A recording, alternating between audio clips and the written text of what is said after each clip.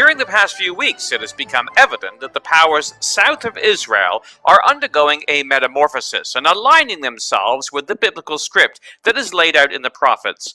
Zechariah describes the scene in the Middle East as two mountains of brass, the biblical representation of flesh, having developed in the region surrounding Israel, between which the cherubic chariots will roar when the march of the rainbowed angel commences. We read in Zechariah chapter 6, verse 1, I turned and I lifted up mine eyes and I looked, and behold, there came 4 chariots out from between 2 mountains, and the mountains were mountains of brass. Zechariah chapter 6, verse 1.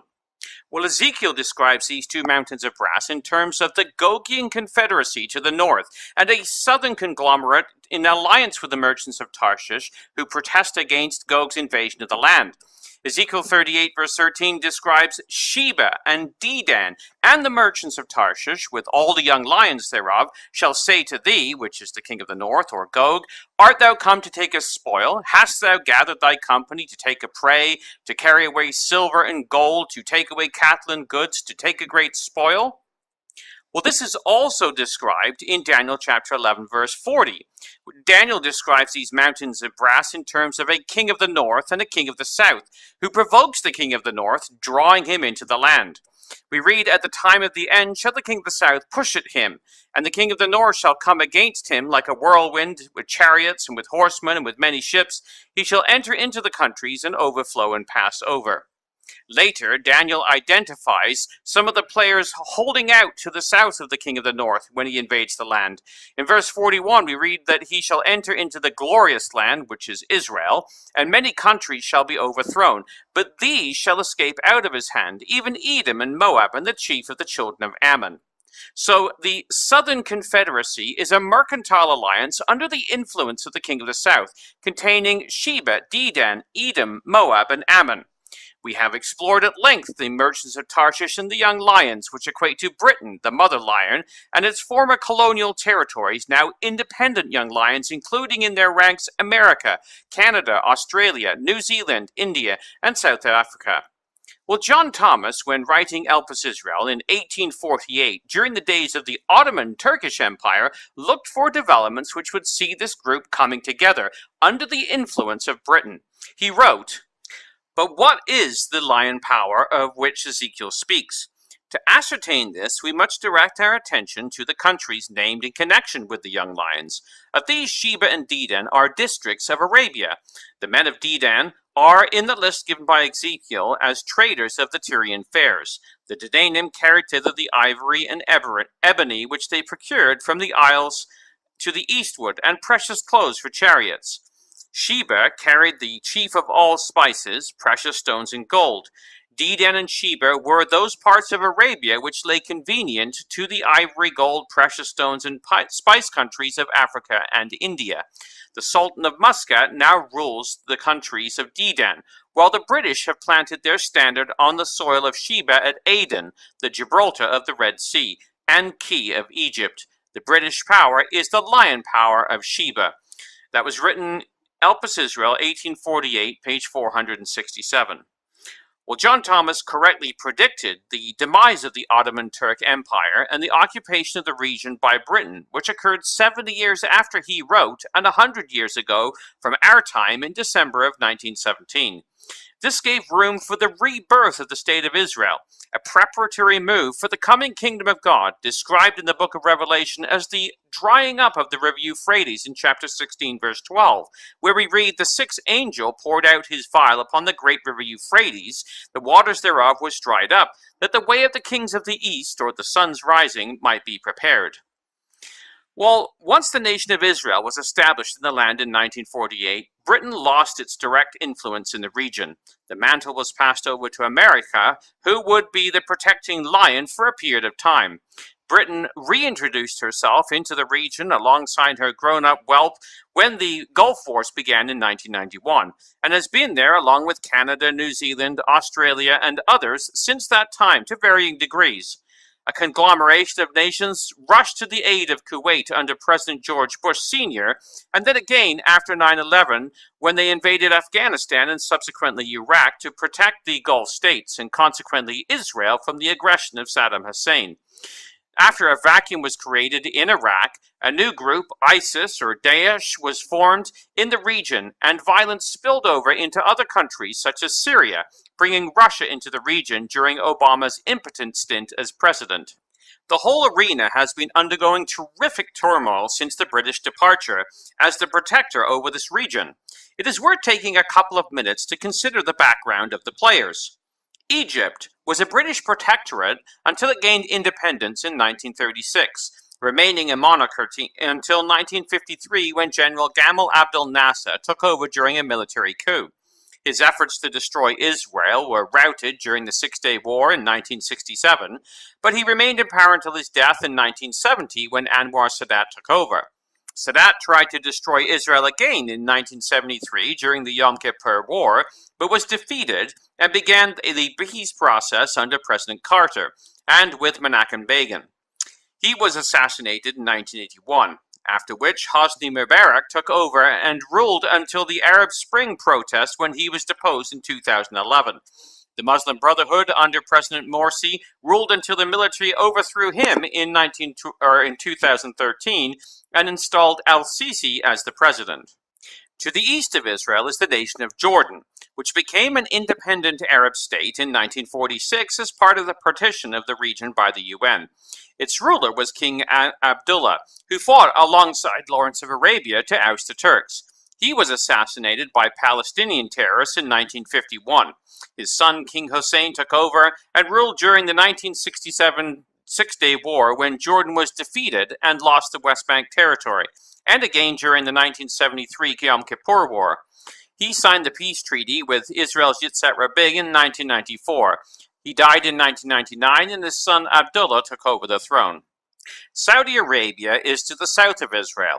It became independent from the Ottoman Empire over a period of time from 1913 to 1925, when Mecca and Medina were incorporated into its territory.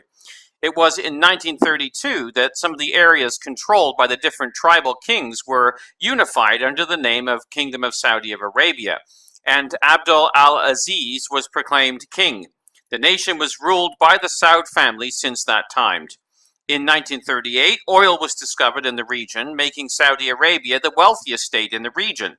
Recently, in 2015, Saudi Arabia launched air attacks on the Houthi rebels in Yemen, citing Iranian interference in the region. In 2017, Saudi Arabia isolated Qatar in an attempt to have it cut ties with terrorist organizations. And in 2017, King Solomon named his son Mohammed bin Solomon first in line to the throne, and Muhammad began his purge of the kingdom to consolidate power. To the southeast of Israel is the Kingdom of Kuwait, which gained independence from Britain in 1961. It is ruled by an emir. In 1990, Iraq invaded Kuwait and annexed it. The emir and his government fled to Saudi Arabia. In 1991, the Gulf War saw the emir restored to power in Kuwait. In 2003, Kuwait was used as a base for the Second Gulf War led by America. The Kuwaiti emir survived the Arab Spring, which followed, during a very rocky period of politics. Recently, though, Kuwait joined Saudi Arabia in an airstrike on the Houthi rebels in Yemen. Now, to the far south of Israel, occupying the ancient area of Sheba, is Yemen. It gained independence from the Ottoman Empire in 1918.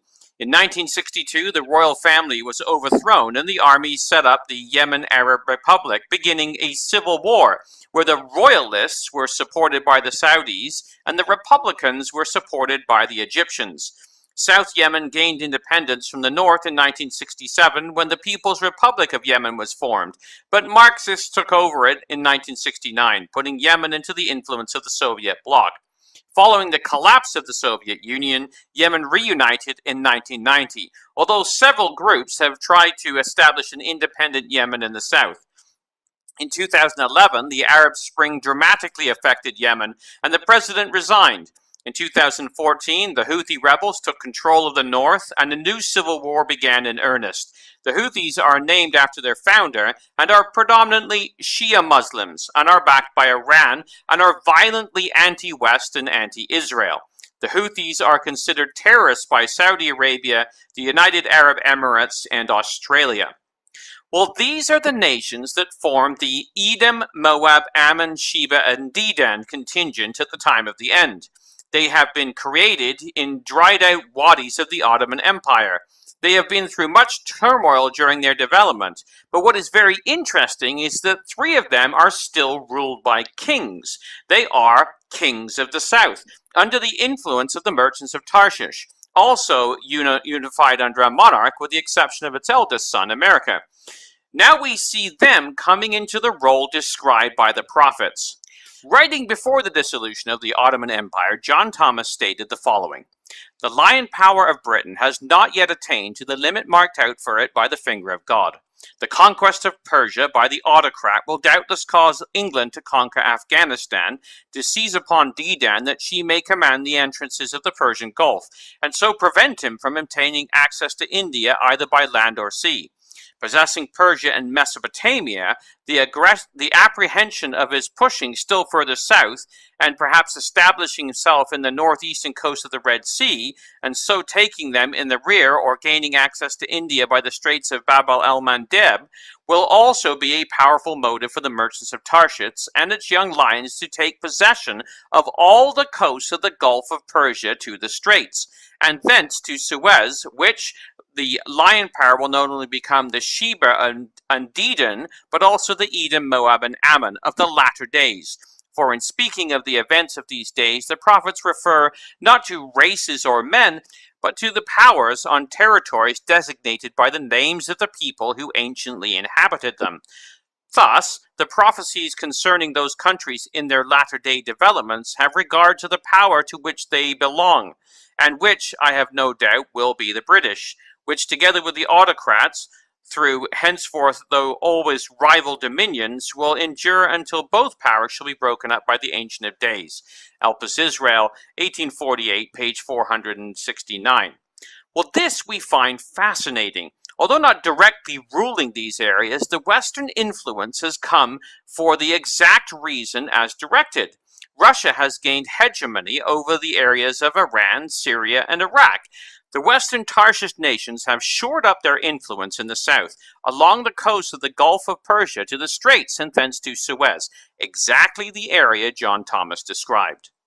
Well, during his presidency, Barack Obama reduced American influence in the Middle East significantly. His impotence with both Syria and Iran caused great consternation among Western allies such as Egypt, Saudi Arabia, and Jordan, who fear Iranian influence over the area.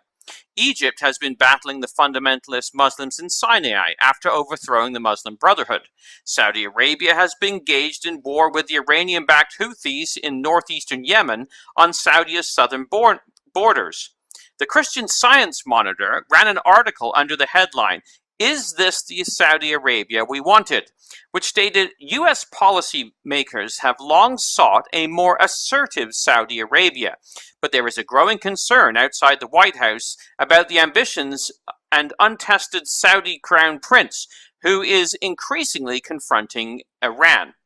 From the outset of his presidency, Donald Trump has signaled his intention to refashion the Middle East policy in a big way and to return Saudi Arabia, sidelined in President Obama's regional vision, to a preeminent spot in U.S. policy. Mr. Trump broke decades of presidential precedent by making Saudi Arabia the first foreign designation of his presidency. He has seemed to issue, through speeches and tweets, an American carte blanche to Saudi actions, both in the region, as the Saudis have ramped up efforts to counter Iran's rise, and domestically. Well, the result of Obama's step back, and then Trump's blank check, are being seen, as the article continues. Trump's unquestioning support and evident encouragement have unleashed the Saudis to do things we've long hoped for, namely to assert themselves in the region and take on more of their own security, says Aaron David Miller, Vice President for New Initiatives and Middle East Program Director at the Wilson Center in Washington. While this is in keeping with the picture painted by the scriptures, where the southern host is a force which offers protest, albeit without effect. Saudi Arabia is leaving behind the lame duck status and becoming a force in the region countering Iran. However, the article went on to lay out concerns some lawmakers have when it stated, But now that the president has emboldened the prince to launch into these actions, what you're hearing increasingly is remorse about what we wished for, he adds. No one knows where all this is heading, but it's pretty clear that it's not all the potential outcomes that are in our interest. Clearly, the White House, with the president in lead, is delighted with the Saudis' new assertiveness, particularly when it comes to efforts at countering Iran. But that unvarnished enthusiasm does not extend to either the State Department or the Pentagon, where support for Saudi actions are tinged with concerns about where what some see as adventurism could lead, and what could result in instability could cost the U.S. End quote. The problem?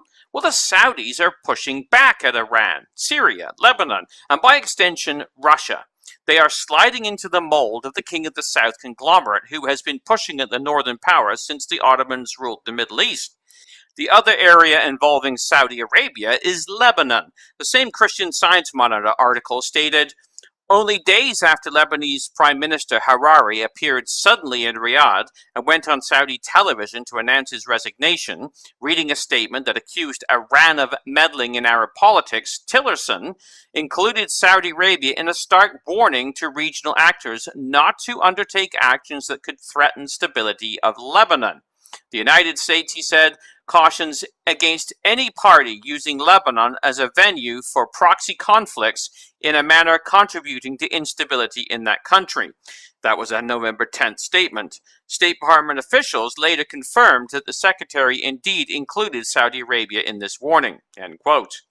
Well, the State Department has been at variance with the presidency on policy many times. The State Department attempted to stop the recognition of Israel by the U.S. ambassador to the UN in 1948 until President Truman called him directly and ordered him to do so.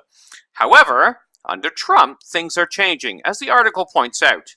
Sure, the Secretary of State has made a point to communicate his differences with some of what Saudis are doing, but the real question is, so what, says Mr. Miller, who has served as the Middle East policy advisor in both Republican and Democrat administrations. Does it really matter what Rex Tillerson says or does while the president and his son-in-law continue to demonstrate that they are in with the king and the MBS, both in terms of their anti-Iranian initiatives and their role in a grand peace plan, he says. Maybe in the old days of U.S. foreign policy, what the Secretary of State said and did mattered, he adds, but this is the new days, end quote. Well, Israeli Prime Minister commented on Hariri's resignation in an interview with the BBC's Andrew Marr on November 5th, where he spoke of Hariri. Resigning, he said, basically, that's because Hezbollah took over, which means Iran took over. And I think this is a wake-up call for everyone. It says that the Middle East is really experiencing the attempt of Iran to conquer the Middle East, to dominate it, to subjugate it. And I think when the Israelis and Arabs, and it is all the Arabs and the Israelis, agree on this one thing, people should pay attention. We should stop this Iranian takeover for your interests. End quote. Well, what has been unifying influence for some of the key Arab states has been the actions of Iran. The same article, the Christian Science Monitor, stated that Mr. Miller underscores the reality that Saudi Arabia confronts on an increasingly worrisome security environment outside its borders. Some are among those legitimate security concerns, he adds, none surpasses the challenge of Iran's expanding influence and in particular, its evident success at fashioning Hezbollah into a formidable regional proxy. Pointing to the rocket attack this month on Riyadh's airport that the Saudis claim was carried out by Iran and Hezbollah-backed Houthi rebels in neighboring Yemen, Miller says the establishment of ballistic missile capability on Saudi Arabia's border would be an ominous destabilizing factor in the region. It appears the Iranians are trying to turn Yemen's Houthis into the equivalent of what the Hezbollah represents to Israel's borders, Miller says. Of course, the Saudis want to figure out some way to prevent that from happening. Well, Reuters reported that the Saudi Arabia see Iran's involvement in Lebanon as a declaration of war. It stated just the other day, Saudi Arabia accused Lebanon on Monday of declaring war against it because of aggression by the Iran-backed Lebanese Shiite group Hezbollah, a dramatic escalation of a crisis threatening to destabilize the tiny Arab country. Lebanon has been thrust into the center of regional rivalry between Saudi Arabia and Iran since the Saudi-allied Lebanese politician Hariri quit as prime minister on Saturday, blaming Iran and Hezbollah in his resignation speech. Saudi Gulf Affairs Minister Al-Sabhan said the Lebanese government would be dealt with as a government declaring war on Saudi Arabia because of what he describes as aggression by Hezbollah. End quote. So, this week also saw revelations of greater military intelligence ties between Israel and Saudi Arabia battling this common enemy, Iran, through the proxy of Hezbollah. During his speech on the Balfour Declaration centenary dinner in the UK, where he spoke after British Prime Minister Theresa May, Netanyahu stated the following. But there is good news. Alongside Egypt and Jordan, with whom we've already made peace, others in the Arab world are moving forward. They recognize that Israel is not their enemy, but their indispensable ally in fighting militant Islam. They view Israel as their partner for ensuring a peace and a future and security and prosperity. It's time that the Palestinians will embrace this approach too. And if they do, they will find in Israel and in me an enthusiastic partner for building a peaceful and prosperous future for both our peoples. It's within our reach. I think it's getting closer. Now, you doubt it. You don't really believe what I say, but you don't know everything that I know. And I'm not going to reveal it now.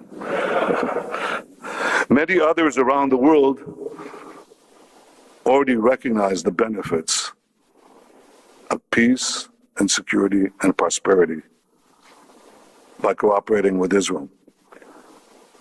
They seek to benefit from our intelligence prowess in fighting terrorism and our innovative technology in building their economies.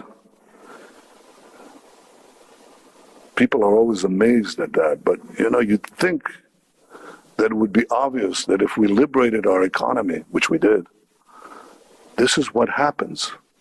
We untethered the genius and enterprise of our people to become a rising power on the world stage. Is the growing alliance between Saudi Arabia and Israel what he's hinting at? We wait to see. But there are hints. CNBC published an article entitled Growing Ties Between Saudis and Israelis Could Be an Ominous Sign, where it reported the winds of war in the Middle East, specifically pitting Iran against Saudi Arabia, are turning into a full-blown sandstorm. The latest evidence of this comes from a surprising source, an interview in a Saudi newspaper.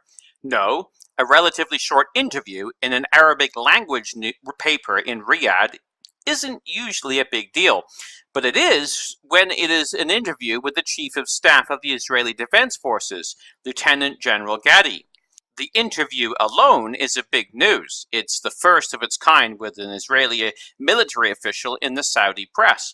But it's what General Gadi said in the interview that really made history, and it made it clearer than ever that Saudi Arabia and Iran are marching ever closer to direct confrontation. End quote. Well, during the interview, General Gadi stated the following. With President Donald Trump, there is an opportunity for a new international alliance in the region and a major strategic plan to stop the Iranian threat. We are ready to share intelligence with Saudi Arabia if necessary. There are many common interests between us. Iran seeks to take control of the Middle East, creating a Shiite crescent from Lebanon to Iran, and then from the Gulf to the Red Sea. We must prevent this from happening. End quote. Well, the article continued, the creation of a once non-existent ties between Saudi Arabia and Israel has been widely reported, but never publicly confirmed by either government, ever since the Iranian nuclear deal was signed by the US and other key Western nations. Neither Israel nor Saudi Arabia has yet confirmed widespread reports in the Middle Eastern media that new Saudi Crown Prince Mohammed bin Salman recently secretly visited Israel in September. General Gaddi's very public interview in a governmental sanctioned newspaper is a relatively massive public admission of allegiance between former sworn enemies, end quote. Well, in Saudi Arabia, one would expect the religious extremists to put up a fight for this new alliance, except that while all this has been going on, the Crown Prince has been conducting a crackdown on extremists and a purge, as the article goes on to state. Crown Prince bin Salman recently, or apparently, isn't giving any quarter to the extremist old guard. In addition to plowing ahead in his hawkish stance against Iran, he's also cracking down on extremist clerics in the kingdom in a way that no Saudi leader has ever even tried. At the same time, the prince has been promoting clerics who speak tolerance for Judaism and Christianity, end quote. Well, the article points out the connection between all these events when it states there is a method and a correlation to all of this. Bin Salman clearly understands that to fight Iran effectively and earn the crucial support he needs from the US and Israel, he must present the world with a clear difference in culture and intentions than Iran. If the Saudis continue to abandon the long-running race to lead the world in Islamic extremist and violent piety and show a willingness to recognize and respect Israel, that will be a stark enough difference for anyone to notice. And there is a time element here, as both Saudi Arabia and Israel are clearly seeing the current Trump administration in Washington as at least a silent partner in all of this. But they also know this can change, so the time to move is now.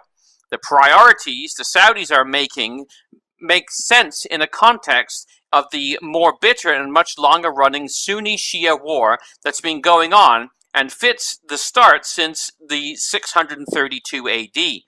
Hatred for the US and Israel may seem supreme in radical Islamist cultures, but the Sunni-Shia divide is worse and a lot older. And with the wars in Syria and Yemen showing no sign of slowing down, hostilities between the Sunni standard bearers in Riyadh and the Shia rulers in Tehran have never been more likely. In the past, Israel has always been a potential deal breaker for any coalition of Muslim countries engaged in an alliance with the US, as Saddam Hussein, for example, tried to destroy the coalition against him in the first Gulf War by launching Scud missiles at Tel Aviv in 1991. That effort failed, but it was one of the most serious challenges to the war. And President George H.W. Bush administration fought hard to keep Israel out of the war to preserve a loose Arab coalition against Iraq. Now, Saudi Arabia has gone many steps further than just hoping to keep Israel on the back burner. This newspaper interview is tantamount to openly flaunting a growing partnership against Iran. The Saudis, long the biggest bank in the Middle East and the controlling force behind OPEC, are making it clearer than ever that it's okay to partner with Israel. On its face, that's a peaceful and modernizing move. Hopefully, it will endure and yield dividends long beyond the current political climate. But as anyone who knows the history of the region will tell you, right now, the growing ties between the Saudis and the Israelis could be an ominous sign that war is coming. End quote. Oh yes, it is. The war is described in Ezekiel 38, Daniel 11, Joel 3, Zechariah 14, otherwise known as Armageddon. And we are witnessing all the pieces coming together and alliances being formed that, although required by Scripture, would have seemed impossible a few years ago. The angels have been at work preparing the nations, and so we too must prepare ourselves. So we look with excitement at the events that herald the return of Messiah, who will ultimately defeat the Russian Confederacy on the mountains of Israel. When this happens, the nations we are discussing today will submit to the rule of Messiah, as is described in the Psalms. Psalm 72, verses 10 to 11. The kings of Tarshish and of the isle shall bring presents. The kings of Sheba and Seba shall offer gifts. Yea, all kings shall fall down before him. All nations shall serve him. And again the prophecy of Isaiah. The abundance of the sea shall be converted unto thee. The forces of the Gentiles shall come unto thee. Multitudes of camels shall come up, cover thee. Dromedaries of Egypt and Ephah. All day of Sheba shall come. All day shall bring gold and incense, and they shall show forth praises of Yahweh. All the flocks of Kedar shall be gathered together unto thee. The rams of Nebaioth shall minister unto thee. Thou shalt come up with acceptance upon mine altar, and I will glorify the house of my glory. Isaiah 60 verses 5 to 7. We look forward to that day, and we are witnessing a glimpse of the preparation in the events forming today. We long for the day following the trials of the invasion when the kingdom will be established with great excitement. For the Bible in the News, this has been Jonathan Bowman joining you.